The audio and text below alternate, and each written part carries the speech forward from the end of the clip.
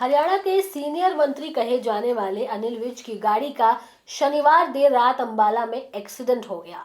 यह हादसा उस समय हुआ जब मंत्री का काफिला अंबाला कैंट क्षेत्र में शास्त्री कॉलोनी जाने के लिए अंबाला दिल्ली हाईवे की ओर बढ़ रहा था। इसी दौरान एक काले रंग की कार ने अचानक सुरक्षा घेरा तोड़ते हुए मंत्री अनिल विज की गाड़ी को सीधी टक्कर मार दी। गनीमत ये रही कि इस हादसे में मंत्री अनिल विज पूरी तरह से सुरक्षित हैं और उन्हें किसी प्रकार की चोट नहीं आई। लेकिन सवाल यह है कि उस काले रंग की गाड़ी में कौन बैठा था जिसने विज को टक्कर मारी। चलिए बताते हैं पूरी घटना विस्तार से। जानकारी के मुताबिक मंत्री अनिल विज का काफिला अंबाला कैंट के महाराजा ढाबे के सामने से गुजर रहा था। सुरक्षा के कड़े इंतजामों के बीच अचानक एक काले रंग की कार तेज रफ्तार में काफिले के बीच घुस आई और बिना रुके सीधे मंत्री की गाड़ी से जा टकराई। टक्कर इतनी अचानक थी कि कुछ पल के लिए अफरा तफरी का माहौल बन गया था। हादसे के तुरंत बाद काफिले को वहीं रोक दिया गया। टक्कर होते ही मंत्री अनिल विज की सुरक्षा में तैनात कमांडो और पुलिसकर्मी तुरंत हरकत में आ गए। उन्होंने कार को चारों तरफ से घेर लिया और ड्राइवर को मौके पर ही काबू में ले लिया। सुरक्षा एजेंसियों ने तुरंत ये सुनिश्चित किया कि मंत्री पूरी तरह सुरक्षित है। राहत की बात तो ये रही कि टक्कर के बावजूद मंत्री अनिल विज को किसी तरह की शारीरिक क्षति नहीं पहुंची। ड्राइवर से जब पूछताछ की गई तो मामला और गंभीर हो गया। जांच में सामने आया कि काली कार चला रहा व्यक्ति हरियाणा पुलिस की स्पेशल टास्क फोर्स में सब इंस्पेक्टर है। ड्राइवर की पहचान अंबाला कैंट के बाबा हेरी गांव निवासी राजेंद्र शर्मा के रूप में हुई। वो वर्तमान में अंबाला स्पेशल स्टाफ फोर्स में तैनात है। इस खुलासे के बाद पुलिस और प्रशासन के वरिष्ठ अधिकारी भी सतर्क हो गए हैं।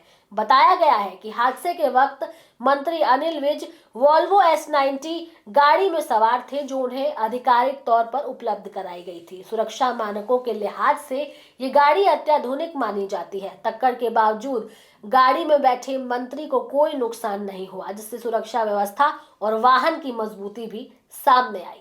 घटना के बाद पड़ाव पुलिस थाने में शिकायत के आधार पर आरोपी ड्राइवर के खिलाफ मामला दर्ज कर लिया गया। पड़ाव थाने के SHO धर्मवीर ने बताया कि पुलिस ने कार चालक के खिलाफ केस दर्ज कर जांच शुरू कर दी है। फिलहाल ये पता लगाने की कोशिश की जा रही है कि सुरक्षा काफिले के बीच कार किस कारण से घुसी, ये महज एक लापरवाही थी या इसके पीछे कोई और वजह भी थी। इन सभी पहलुओं की गंभीरता से जांच की जा रही है। पुलिस अधिकारियों का कहना है कि मंत्री के काफिले की सुरक्षा बेहद संवेदनशील मामला होता है। ऐसे में किसी भी प्रकार की चूक को नजरअंदाज नहीं किया जा सकता।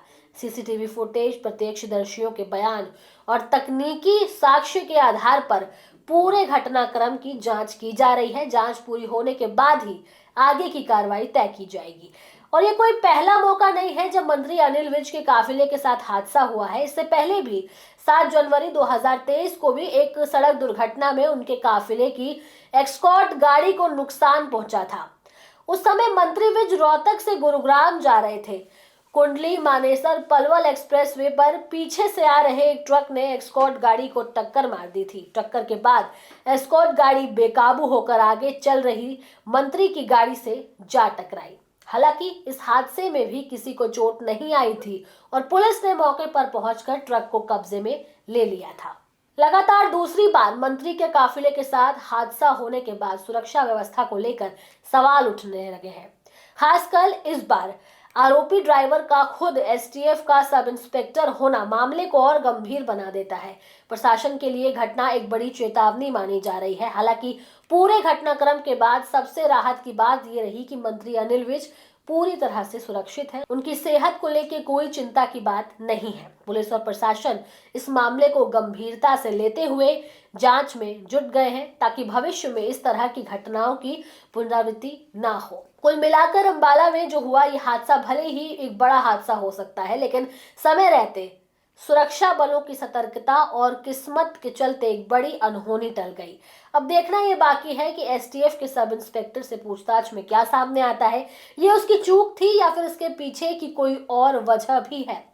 बहरहाल इस खबर में इतना ही। ये खबर आपको कैसी लगी, अपनी राय आप हमें कमेंट सेक्शन में जरूर दें। इसके साथ ही हमारे चैनल न्यूज टाइम को सब्सक्राइब करें, लाइक करें, शेयर करना ना भूलें। नमस्कार।